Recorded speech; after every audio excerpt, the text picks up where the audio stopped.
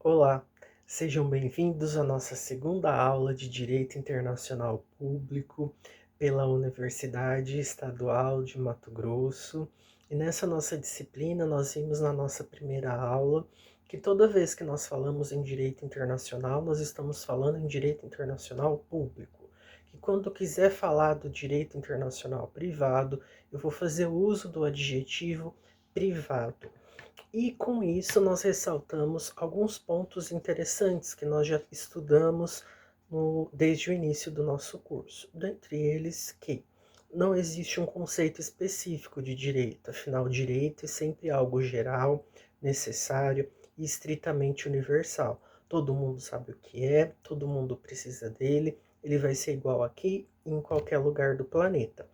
Esse direito, ele também vai possuir algumas peculiaridades, ou seja, algumas ramificações, e ele pode se ramificar em direito público e em direito privado. E isso vai depender da forma ou do objeto em que estamos abordando. Quando nós falamos em direito internacional público, nós estamos falando no predomínio do interesse de determinados grupos sociais, ou seja, da coletividade, do nosso interesse como um todo. Quando nós falamos de direito internacional privado, e aí eu tenho que usar o adjetivo privado, nós estaremos falando de interesses particularizados que estão presentes na Lei de Introdução ao Direito Civil, denominada hoje como Lei de Introdução às Normas do Direito Brasileiro, ou seja, a LINDB.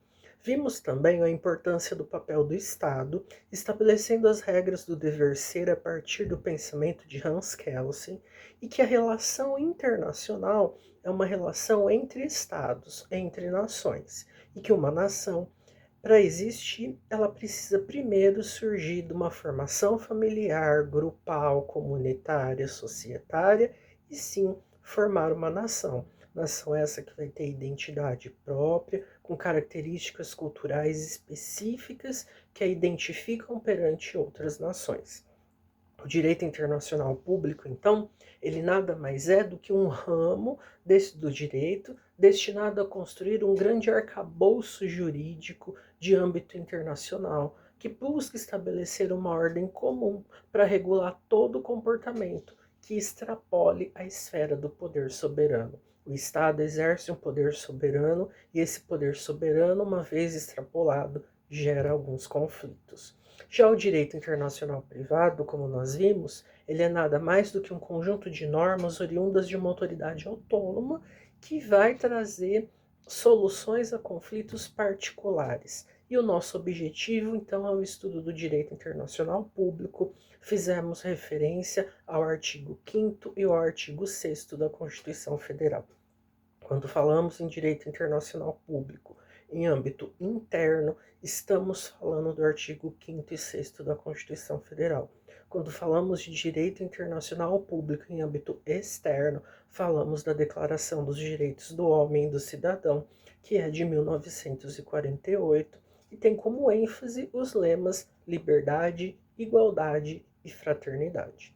A doutrina majoritária vai dizer que esses três pilares de sustentação da Revolução Francesa continuam até os dias de hoje, até a nossa contemporaneidade, sendo os pilares fundamentadores ou sustentadores do nosso direito. Uma doutrina minoritária abrange que são 5 gerações, ou seja, liberdade, igualdade, fraternidade, tecnologia e paz. Mas a doutrina majoritária ainda entende a fraternidade como inseridas dentro dela o ambientalismo, que é um tema importante hoje, a tecnologia e a paz, que são as outras gerações do direito.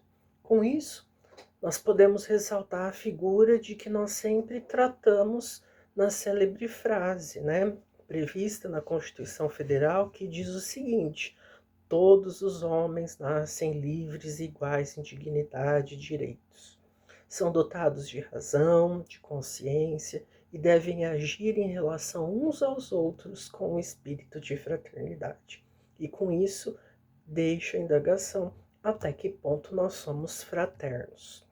Em âmbito interno, então, vai estar previsto dentro dos direitos fundamentais, dos direitos e das garantias fundamentais, artigos 5º e 6º da Constituição Federal de 1988, o nosso direito internacional público. E isso se refere aos nossos direitos humanos, que é tudo aquilo que satisfaz os nossos desejos, as nossas necessidades, os nossos anseios, é todo o bem comum, o bem viver que o Estado quer nos proporcionar por intermédio de tudo que ele nos oferece. Esse é um pouquinho do que nós vimos na nossa aula passada de Direito Internacional.